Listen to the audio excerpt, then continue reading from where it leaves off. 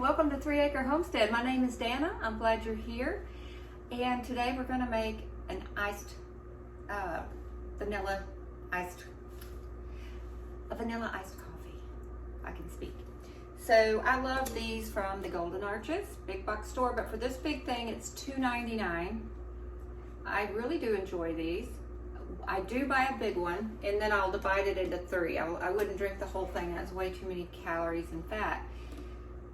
But I wanted to figure out how to make it at home so that I could just do it and not have to pay a bunch of money for it. So what we're doing is using last week's oat milk from the video last week, the espresso that we made together from last week. And then we need our vanilla, and this I made a while ago. You just buy vanilla beans, stick it in vodka and let it steep for about 6 months or so. I have several more jars downstairs because you can see this one's getting low. And then you need half and half. Well, I don't have half and half because really you make the drink with half and half, maybe a little milk, and then your espresso. I don't have it. What I have is some heavy whipping cream that was in the freezer. So how you make half and half at home is you use half whipping cream, half milk, and you've got half and half. That's why they call it half and half. So what I'm going to do, I'm not going to measure, just pour in half of my oat milk, which may be all of this. Not quite. And remember, oat milk can be a really good substitute if you have dairy allergies or if you need a little milk for whatever. Just make you some oat milk, and you just use like a cup, 1-to-1 ratio, a cup of oats, a cup of water, maybe a splash of vanilla. Throw it in your blender, and there you go. You got it. Then we're going to add our whole cream. And again, that's why I would not drink that whole big thing. I just buy it big so I have plan-overs, and I just throw it in the refrigerator and drink it over a few days. It's kind of a little treat. So I'm gonna get a spoon and just kind of stir that up. Well, my ice froze. And I think iced coffees are best with a straw, personally. My whipping cream was in the freezer. I'm gonna add just a little bit more milk.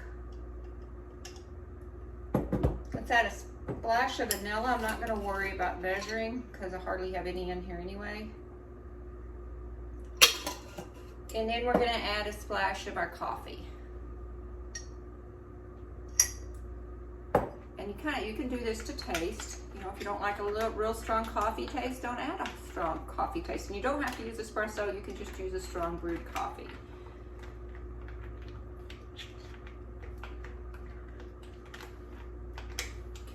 Straw. Let's try this with a straw. We save straws around here,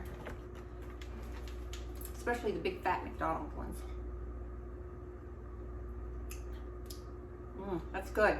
The heavy whipping cream gives it just enough of the rich texture, sweetens it up a little bit.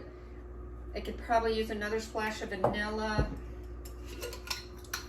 just a little bit. Because you don't have to add the vanilla. I just think it adds it just elevates it a little bit. I'm just going to dump all that in there. Let's see what we have now.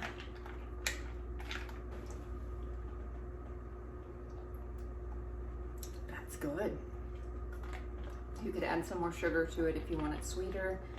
And I don't have a huge sweet palate, so I like just the hint of coffee with the hint of vanilla, and of course half and half. You can't go wrong there. And we have just an iced coffee latte, vanilla flavored.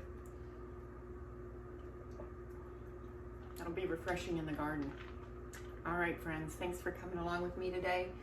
I appreciate you watching and showing up with me every week. And please like and subscribe.